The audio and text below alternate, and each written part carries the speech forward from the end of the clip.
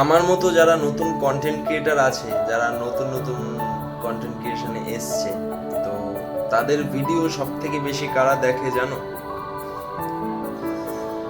সব থেকে বেশি তাদের ভিডিও দেখে তারা নিজেরাই।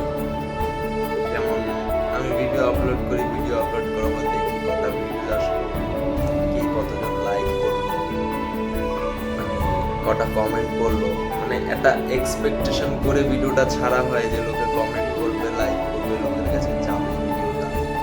বাট যখন আমরা চেক করি, আমরা একটু পর পর গিয়ে চেক করি, ভাবি আজকের ভিডিওটা ছাড়লে আজকেই ভাইরাল হয়ে যাবে, বা আজকের ভিডিওটা অনেক মানুষ দেখবে, অনেক মানুষ লাইক করবে। সব থেকে বেশি কি চাই জানো? আমরা আমরা সব থেকে বেশি চাই হচ্ছে আমাদের কেউ কমেন্ট করুক, কমেন্ট করে বলুক যে ভাই ভালো হচ্ছে বা খারাপ হচ্ছে, বা এই জিনিসটা ঠিক কর।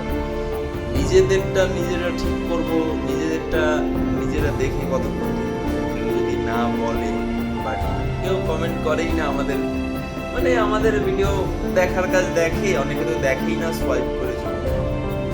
তো এগুলো দেখার পরে একটা এক্সপেকটেশন যেটা থাকে মনের ভিতরে, কমেন্ট করবে, বাট সেটা যখন হয় না, তখন ভেতরটা সত্যি নিয়ে চুরমার হয়ে যায়। মনে হয় যে কি করছি আমি, মানে আমি কি কোনোদিনও পারবো ওই জায়গায় দাঁড়াতে, বা কিছু কন্টেন্ট ক্রিয়েশনে দাঁড়াতে পারবো? বাট প্রত্যেকবার মনে হয় যে কি করছি, ভিডিও ছেড়ে কি, বাট একটা জিনিস না কখনো হাঁটতে দেয় না, মানে মনের ভেতরে যে জেদ, যে একটা স্বপ্ন পূরণ করার জন্য যে এসছি সোশ্যাল মিডিয়া।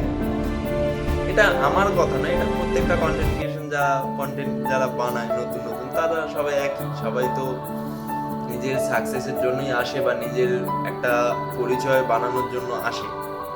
বাট ওই একটা যে ভেতরে জুনুন থাকে, সেই জিনিসটাই জেদটাই আমাদের কাটতে দেয় না। আজ হয়তো দেখছি না কেউ, বাট একদিন আশা করি দেখবে, একদিন আশা করি সবাই চিনবে, বা একদিন আমার স্বপ্নটা পূরণ হবে। ততদিন এইভাবেই চলুক, ততদিন নিজের কন্টেন্ট নিজেরাই দেখবো, নিজেই হাসবো, নিজের কমেন্ট আর কি করবো। তো এইভাবেই এখন চলছে দিন। ভিডিও আপলোড করছি, লোকের কাছে 10টা 20টা ভিউজ আসে, কোনো কোনো ভিডিওতে 100-150টা ভিউজ আসছে, সেটাই আমার জন্য অনেক। প্রথম প্রথম সেটাই আমার জন্য অনেক। দেখা যাক এইভাবে কতদিন চলে, বাট হেরে গেলে হবে না, লেগে থাকতে